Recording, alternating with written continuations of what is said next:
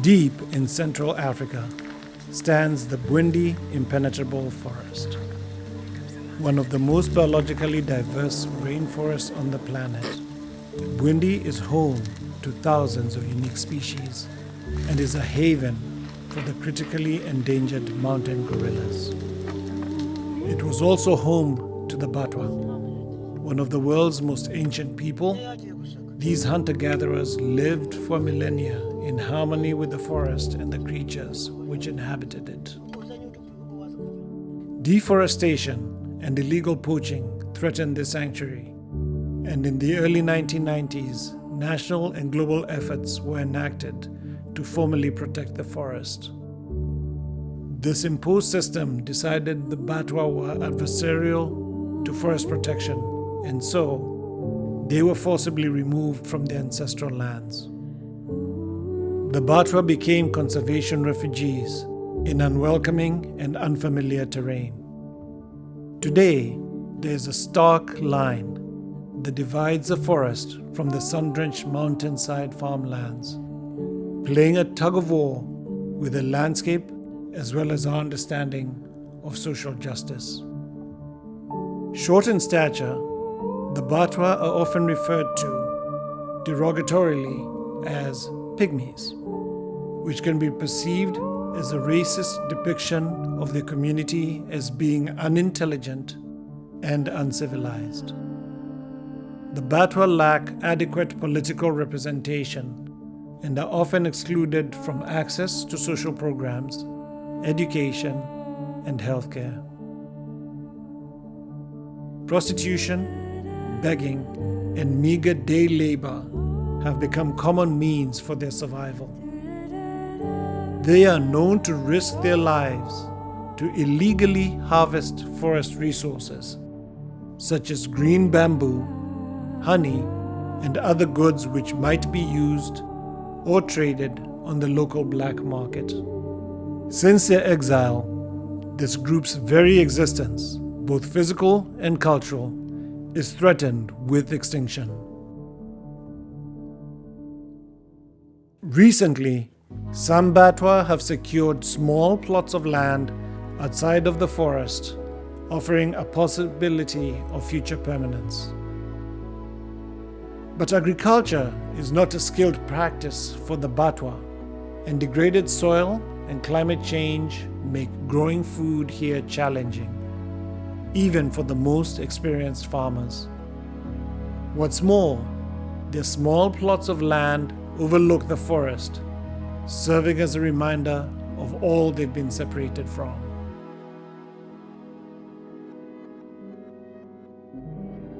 The systemic injustices facing the Batwa are complex and multi-layered. As an organization, we see it as DIG's role to listen to and support the Batwa in building sustainable solutions to improve their nutritional health, their soil health, and create access to markets using regenerative agriculture. A big part of that is helping them mitigate the negative effects of climate change and investigate ways to incorporate their indigenous foodways into their diets outside the forest. These gardens can restore the degraded land they are living on, bolster their compromised health, and bring new respect and greater belonging to them in their broader communities. The past 3 years, we were struggling with vegetables, and our children were getting malnourished. Recently, one of my neighbors lost 2 children in one day. The doctor told them it was as a result of poor feeding that was not treated.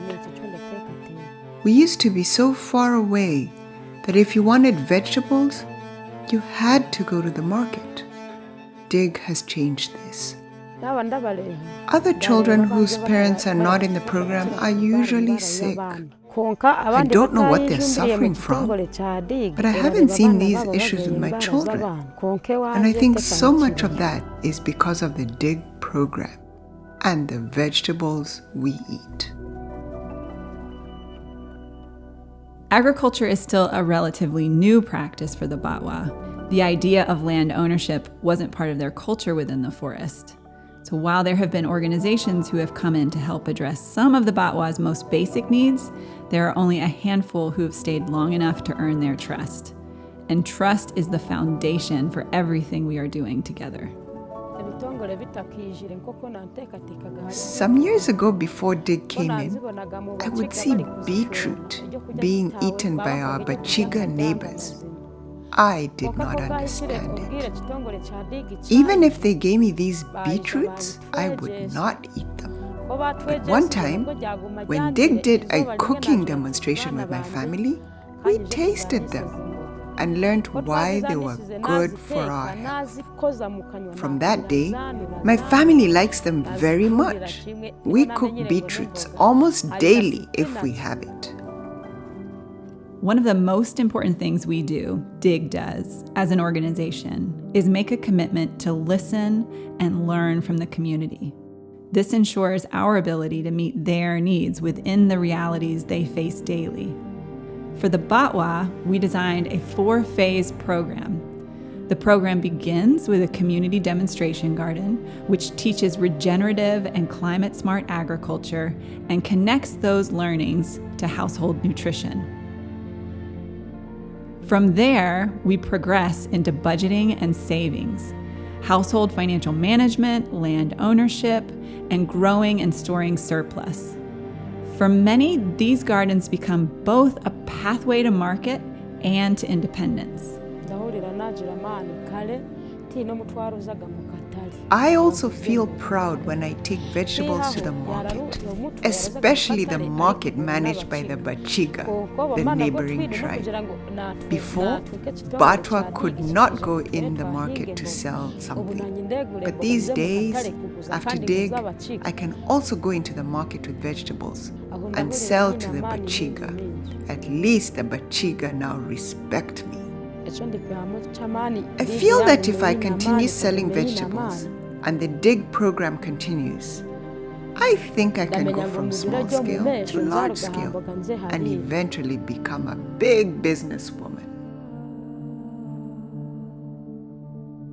Development in gardening has been growing new roots with the Batwa in southwest Uganda since 2016.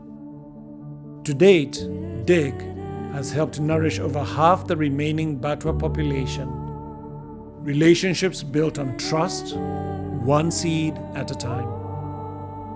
The Batwa could never return to their past, so Dig is working with them to build a healthy future. Your generous partnership enables Dig to continue to design regenerative gardens alongside this emerging community, ensuring the cultivation of health, wealth, and a deep sense of belonging. Thank you for your support.